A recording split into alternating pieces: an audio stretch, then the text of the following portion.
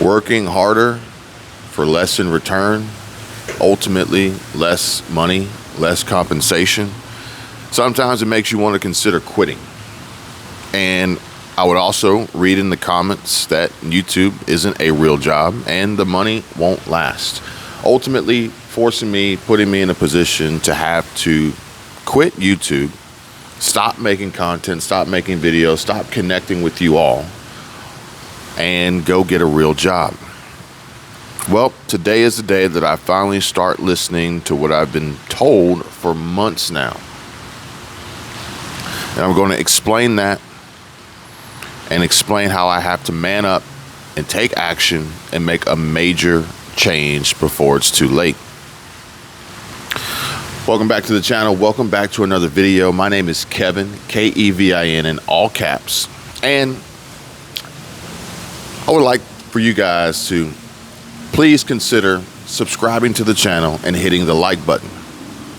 Additionally, I want you guys to be aware that it is not me trying to contact you in the comment section down below, trying to get you to WhatsApp me or text me or trying to get me to invest money for you or provide you with some sort of prize to a contest which you never entered to win.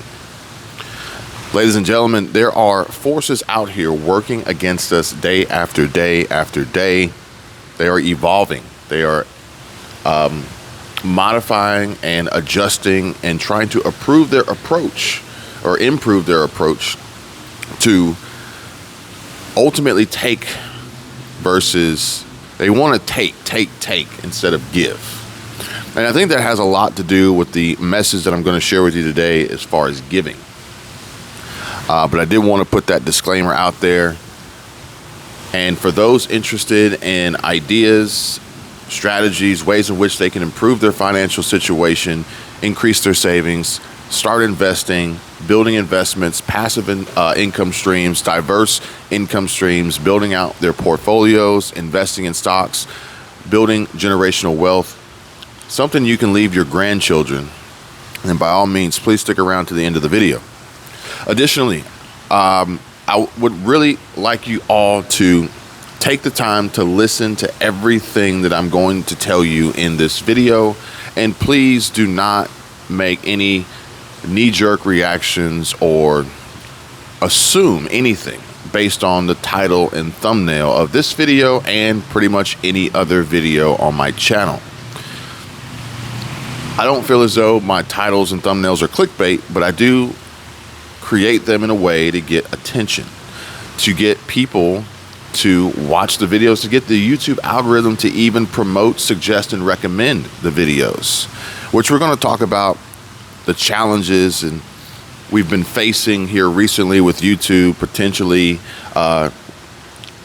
silencing this channel, censoring this channel, myself as a creator and others. But I think it'll be far more useful and informative and helpful as I give you all this information, this knowledge, my experiences, my opinions, rather than you just immediately passing judgment and commenting based on what you haven't heard so far. So, where do we begin? Facing challenges and overcoming hurdles and plateaus. Now, I'm going to speak from a position of a YouTube content creator, a self-employed entrepreneur, so to speak. YouTube is a business for me and for many others. It is a hobby for some, but it could actually be both. And I would say that the best part about it is that this hobby can be a very lucrative business. Oftentimes, people start businesses and they think they're businesses because they are registered with the state, they have licenses, they have customers, clients, and they generate revenue.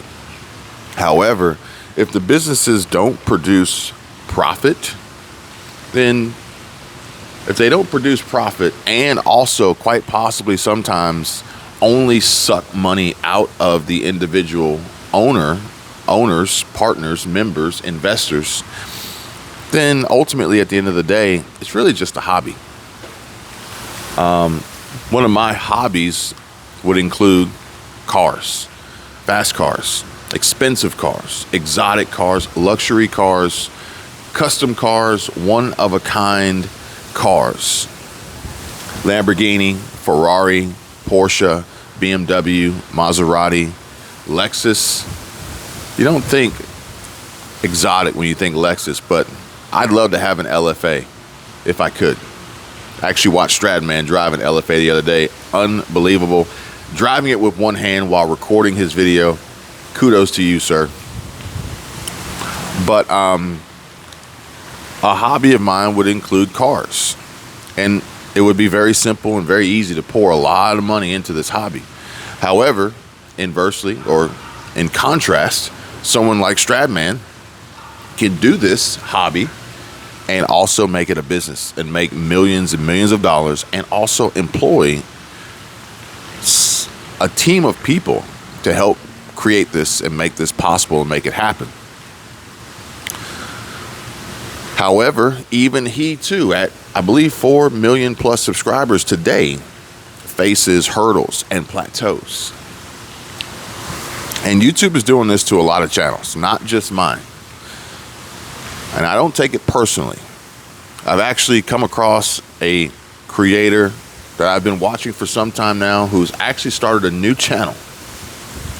And he's introduced me to the idea, the theory, the philosophy of the blue Skittle. And interestingly enough, the blue Skittle is how you have to go about creating content. And ultimately, the blue Skittle is the successful video that gains the most. But notice I didn't say what it gains. And the trick is, I'm going to modify the metaphor. The trick is trying to create videos that ultimately are blue Skittles, which would literally be like trying to pull a blue Skittle out of the bag, blindfolded.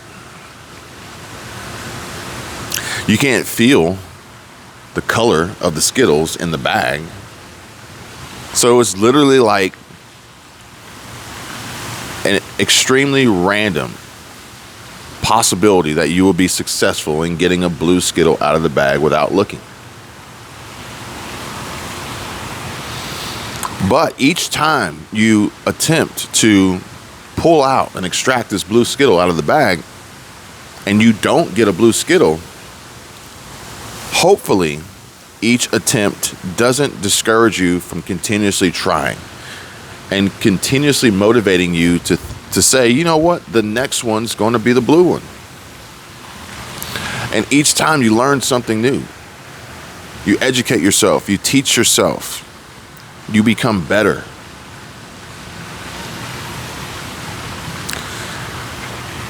And then when you get the blue Skittle, you gain the most. Now, it's not about views. It's not about subscribers. Let me clarify this. It's not about the number of views, and it's not about the total number of bragging rights of subscribers or views. It's not about necessarily the ad revenue, all of which could potentially distract the creator, the person, from executing on the primary goal. And this is not just with YouTube. This is with business. This is with people. This is with careers. This is with family. This is with friends. The focus here is to connect with the people. Chasing views will only continuously put you in a strange and unique and interesting mental space.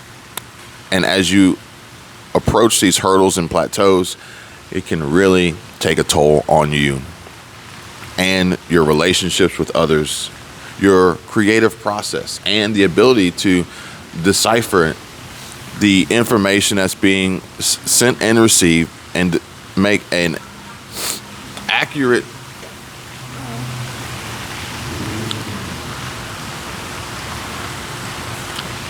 modification or change to what you're doing to get the blue Skittle, to get that pop, to get that growth, to connect.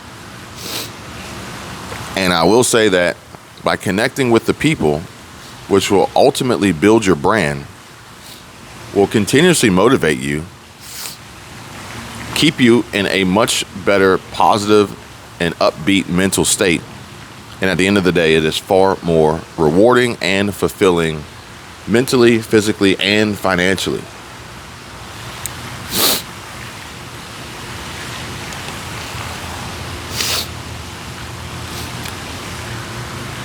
The YouTube algorithm has been updated. I'm trying to find the specific information to share with you guys that can prove that it's been updated, but the algorithm is continuously updating. But I will say that there has been a point in time here recently where there has been a massive change and a massive switch. I don't know if it has anything to do with the handoff and the change over from former CEO to new CEO. But the algorithm, interestingly enough, is us. I am included in this as well, as I watch and consume content. Now, granted, for the content that I would traditionally create, or what YouTube would deem as my audience and what my audience watches and the channels that they subscribe to, isn't the content that I would watch. I think that posed a little bit of a problem, a little bit of a rub, a conflict of interest, because I was not interested in bringing more of the same. I actually wanted to expand and educate and introduce people to something that they may not have already known or seen. And from my point of view, my perspective, my creative process, what I enjoyed, what I liked, what I knew, what I was going through, what I was learning, and hopefully it can help you all too.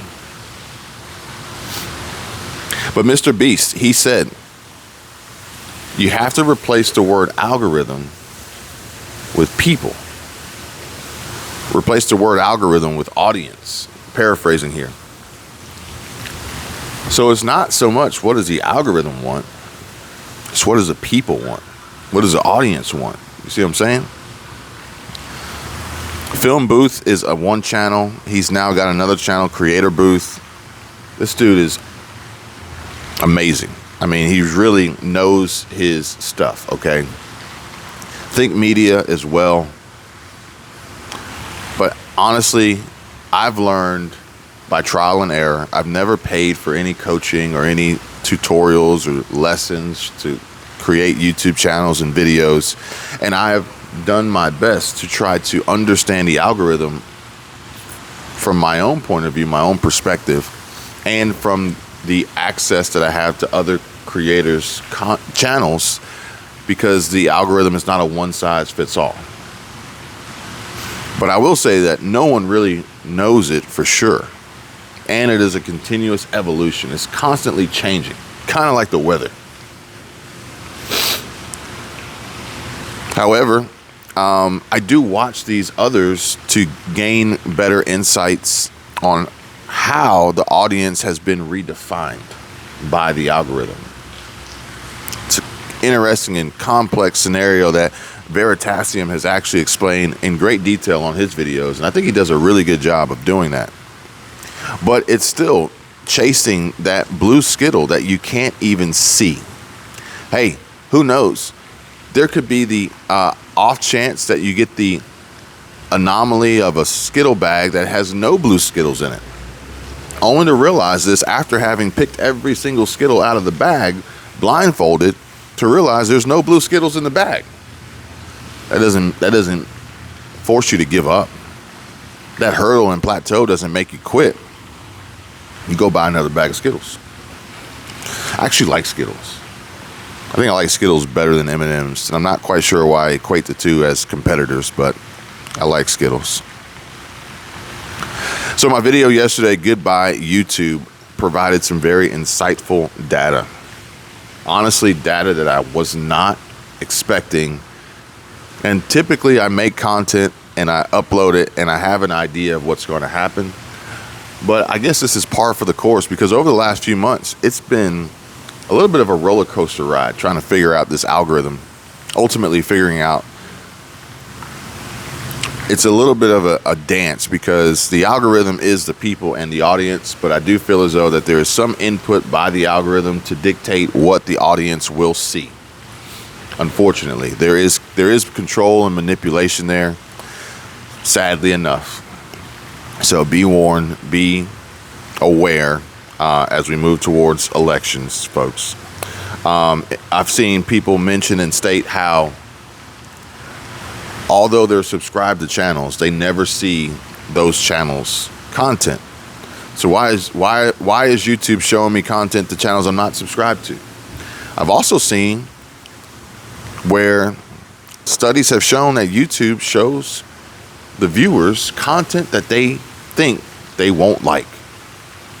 Crazy. Odd how that works.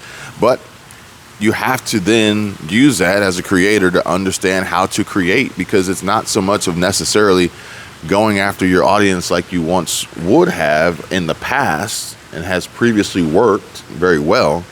Now realizing that the YouTube algorithm has thrown a curveball, and they're actually showing your subscribers content from creators that they probably won't like, and it's not you.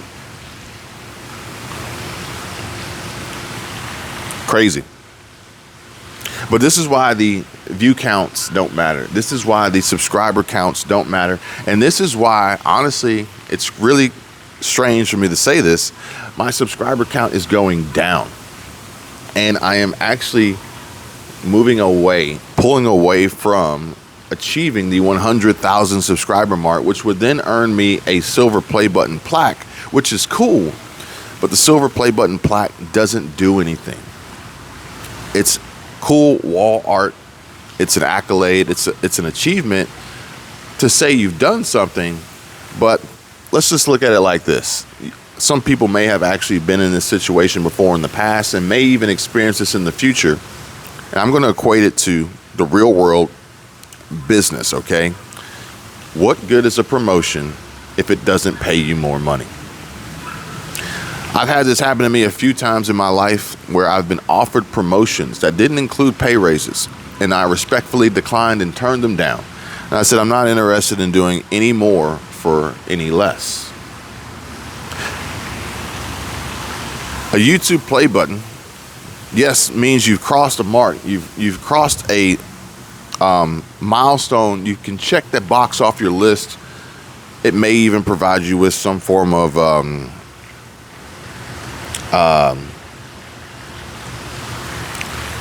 to improve your reputation and basically solidify your success, basically to prove to others. But honestly, really, it doesn't really mean anything, because I've seen channels get 100,000 subscribers overnight without knowing anything about YouTube. They just got lucky. They got lucky. The odds were in their favor. They went viral. They got a plaque. Then there's also other creators out there that I know have crossed the 100,000 subscriber mark, and YouTube has denied them the ability to get a plaque. They said, no, we don't like your content. We allow it, but we don't like it. Therefore, we don't give you a play button. But even if I reach a 100,000 subscriber count and I get a play button, that doesn't change anything. It doesn't change the message. It doesn't change how effective I am at communicating and connecting with you all. It doesn't change how many lives I've been able to touch and help and motivate and educate, and quite possibly even help prepare and protect themselves from life's challenges and dangers. So I'm relearning this algorithm and the quirks of it. And yesterday's goodbye YouTube video really provided some very insightful data I did not expect. But now I'm taking this data and using it to better understand and reevaluate and go about how I'm making content in the future, with the goal of connecting with you, not going viral, not gaining a ton of views and subscribers, although that would be a great byproduct. I only want the views and the subscribers that are interested in the message and the content that I'm delivering. if that makes sense. And I only want to create content and deliver the message for which I choose, not what the algorithm back in YouTube Studio tells me I should be making, or what time I should be uploading, or what demographic my audience is. No. I only want to connect with people, not computers. I don't want to connect with algorithms. I want to connect with people, because people supersede the algorithm. When channels like Ryan Trahan blow up overnight, the reason being is because of people, not the algorithm. And if you don't know who Ryan Trahan is, go check him out. Makes great content, makes great videos. But here's the thing. He made great content and great videos from the start. It wasn't until he connected with the people that he blew up. Had nothing to do with the algorithm. Now, granted, after that, the algorithm does give him a little bit of a push and a little bit of a boost. But for the most part, you can't get there until you get the people. And I believe that the algorithm has changed to make sure that that can't happen, because there was a time where you could manipulate the algorithm to make that happen. Now, as we progress here down this path of understanding and educating and gaining knowledge, we have to realize that it takes a strong mental health state to continue to motivate yourself and others to create, to connect, and educate. And I want to thank each and every one of you for the comments on yesterday's video.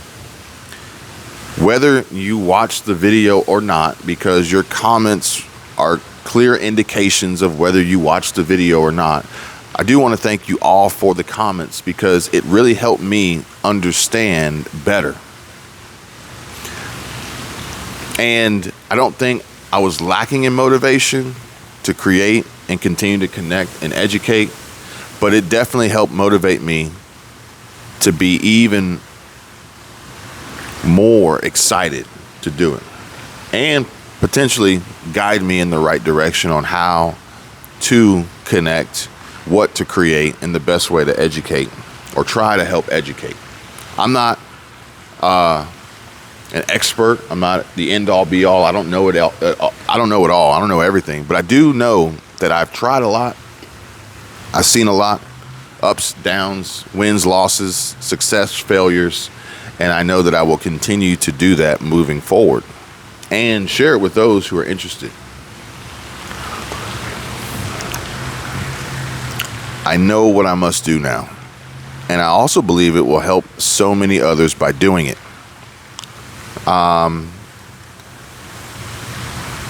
And I will say that Film Booth definitely helped in seeing that. Think Media definitely helped in seeing that and understanding and realizing what matters most. And also not being concerned with the views and the subscribers. As I've told people in the past before, but I now have to take my own advice, okay? And the algorithm, I think, is forcing me to do that. And for others who are ignoring what the algorithm and the data is telling them, are going to have quite possibly the toughest challenges moving forward, because what once worked in the past is not going to work again in the future. Somebody asked me how they could best prepare for their grandchildren's futures, which I think is really cool, because I can think back on my grandparents, and they were so concerned about my brother and me. And it's interesting how the grandparents focus on the grandchildren and how they skip a generation. I mean, granted, parents do try to help their kids, but they really start to focus on their grandchildren more. How can I set them up to be successful, get them started on the right foot? I like that. I love that. They asked about investing. They asked about buying gold. They even mentioned Moo, which the cool part about Moo is that just by opening the account, you get a free stock. By depositing funds, you get more free stocks. So it's a way to get invested without actually investing your money. You've only deposited into the account, but they give you free stocks. Stocks can and will grow over time, depending on which you choose, depending on the market, depending on the economy, and also depending on the point of which you decide to buy and or sell. A lot of factors here. Buying gold is another great historically proven hedge against inflation and ways of building wealth, retaining wealth, protecting wealth, diversifying your portfolio, diversifying your wealth. But I will say that most importantly, doing all that you can for yourself, I think will help benefit them the most. Think about it like this. What you could potentially leave your grandchildren doesn't have to be physical, monetary. It could be a legacy. It could be a name. It could be a business. It could be a brand. It could be a variety of different things. It could be no debt. Think about how many people leave this world leaving behind debt for others. Sometimes we got to really think about that. And it's not so much what can I buy, what can I invest in, but maybe how can I reduce the burden? Maybe I could buy life insurance so that, there's something there. Like I don't have to leave them with a big bill. That could be a thought. But the education is going to be most important. And as you can teach them all you can about how to work smart and keep their eyes open, looking towards the future while also understanding the past. And I think like this goes into what I was talking about with the algorithm, but in life in general, I'm looking towards the future, but I also understand the past. And that's, in my opinion, working with the present going to help me get this channel and others on track to where they need to be. And there's no set amount. There's no set number of views or subscribers or anything like that. It is what it is, folks. It's about the connection and the people behind it. Somebody asked me, well, how often should I upload? What's my upload frequency? None of that matters. It doesn't matter. And I am working on my car channel, which I've mentioned to you guys before, that I've neglected. But it's very clear, very obvious that a channel with now 255 subscribers, I think. A channel with 255 subscribers has videos with 20,000 views. And I've neglected this. I've ignored it. And it quite possibly is the most fun for me to create, besides having these conversations with you based on what I've learned and what I'm experiencing and the places that I'm going and the people that I'm speaking to, sharing this with you all to help you all be better. But it's proof that I've connected with the people. I need to do more of that. So I'm going to continuously use this information, understanding the past, focusing on the future, acting in the present to make that happen, and enjoying the work that I'm doing in the process. Video from last week stated how YouTube had a glitch with the ad revenue and wasn't paying us to make the content, showed $0 for the work that we've done. So ultimately I was working for free. I don't mind. I know I'll be made whole, but in the same time, making other channels, I'm working for free because there's no payout in the beginning. Now, granted, there are ways to monetize your content from day one, but I think that there's a shift and a change with that as well. And it affects people in their affiliate links. It affects people in their course sales. It affects people in their private website and third-party memberships and Patreons and different things like that. And I'm going to tell you guys right now, these paid promotions, these sponsorships, and all these other ancillary monetary income-producing, passive income-producing sidebars cannot be the primary focus. I'll just tell you that right now. And for those, again, looking to build something and pass something down to the next generation or future generations, think about continuing to protect what you have while preparing to build and grow more. And because I spend so much time with YouTube and the algorithm and creators and making content and this, that, and the other, that's exactly what I'm trying to do. I'm going to protect what I have, but I'm also going to continuously prepare to build and grow more, which is why I grow more channels, which is why I connect with more people, which is why I try to evolve in my creation and my content production. Squirrel Tribe, my wife, Michelle, she has been quite possibly the best student that I've had, but for obvious reason. But also, she has taken the suggestions and advice of building and growing, as she has Squirrel Tribe 2.0. And she also has Squirrel Tribe Shorts. And I will tell you guys, 100% transparency, 100% being honest, we are not Shorts content creators. We're not Shorts people, but we will get there. We will get there. She started a clothing line. She's got products. She's got merchandise. And she's continuously building out more and growing more. And it's unbelievable. Congratulations to her for her success.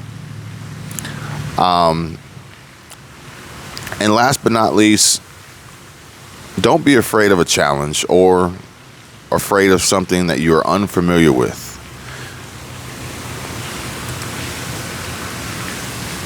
Because even me today, working on this channel at 74 plus thousand subscribers, because I dropped down from 75,000. I've taken a hit yesterday, but I'm okay with that because it's moving me in the right direction. I believe in connecting with the people who are actually interested in listening to the content, the message that I have to deliver, opposed to those who purely click a title and thumbnail and respond based on that alone.